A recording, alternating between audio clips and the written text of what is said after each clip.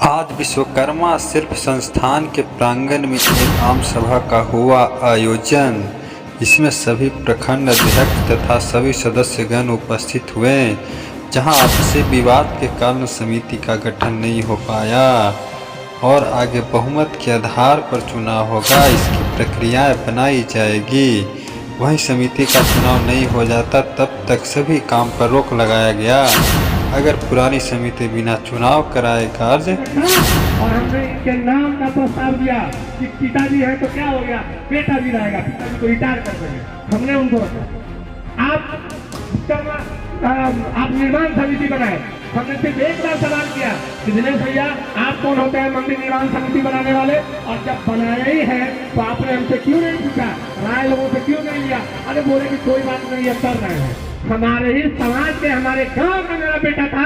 हमने बोला कोई बात नहीं, राकेश अभी अगर अध्यक्ष तो क्या दिक्कत है, चलिए जो मेरा तैयार करेंगे। हमने कहीं विरोध किया 4 साल में, उनसे पूछिए। हमने समर्थन करने का काम किया, फिर भी आप बात को उलट पुलट करते हैं। और जब कमेटी बनाई गई थी और जब सचिव को हटाया गया था तो हमारे राजू भैया का एक प्रस्ताव था, और मैं आपको ला के दिखाता हूँ। उनका प्रस्ताव था कि नई कमेटी हो या पुरानी कमेटी हो, उस कमेटी में कम से कम राजोपटी और धनतोली से 50 लोग होता है, लेकिन कम से कम नई और पुरानी कमेटी में कम से कम 30 लोगों का रहना आवश्यक है। हमने पूर्ण समर्थन किया। आपने 4 साल में इस राजोपटी के कई लोगों को दूर कर रखा है। क्यों नहीं मीटिंग किया उनके साथ, हमारे गांव के लोगों के साथ क्यों नहीं मीटिंग किया? आप मनमानी क्यों किए? आपने कभी हमारे समाज के, हमारे गांव के बेटा से आपने मीटिंग किया? कभी हमारे गार्जियन साथ मीटिंग किया कि हम मंदिर बना रहे हैं या कुछ भी बना रहे हैं, आप लोग भी आइए। 4 साल में एक बैठक दिखा दीजिए, एक बैठक। अगर हमारे गांव से भी अगर हुआ होगा, 10 को बेटा होगा, आपका जूता मेरा सर, ठीक है। ये समाज को बगलाने का काम मत करिए। हम चाहते हैं कि अगर हम चोर होंगे तो देंगे पैसा। आपने क्या किया है 4 साल में? आज आपको गांव गांव बताते हैं कि गांव का बेटा है, गांव है, हम गांव वाला दिखेगा। हम आज भी कहते हैं निर्माण समिति बना लो, 50 आदमी का टीम बना लो पूरे गांव राजोपट्टी से, सारे लोग आपको समर्थन कर देगा। ये सिर्फ बगलाने से नहीं होगा काम, आपको संस्था को ठीक करना पड़ेगा।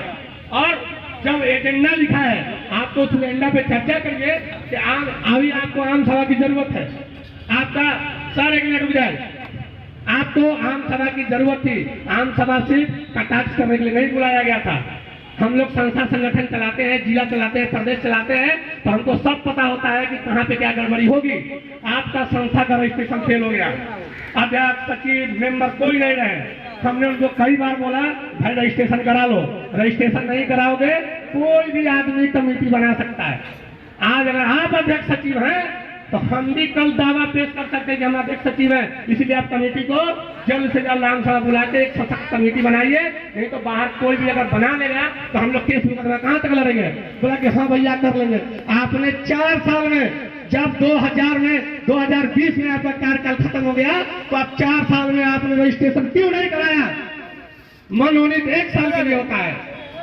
आप अध्यक्ष, आप सचिव के मरने के बाद में आप लोगों मनोनीत किया गया। कोई भी मनोनीत सदस्य 1 साल के लिए होता है, उसको आम सभा में चुना जाता है। आप 11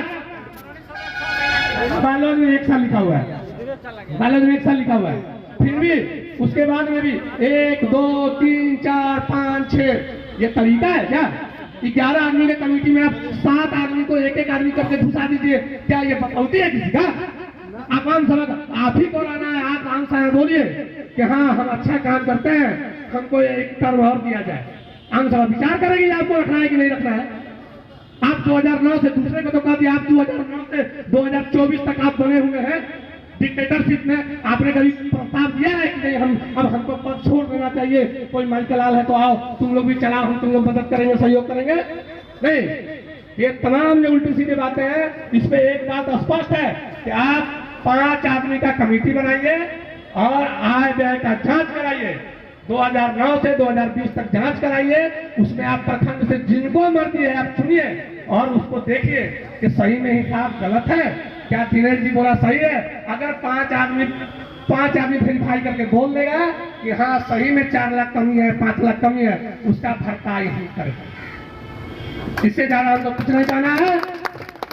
जय विश्वकर्मा। जय विज्ञान। धन्यवाद।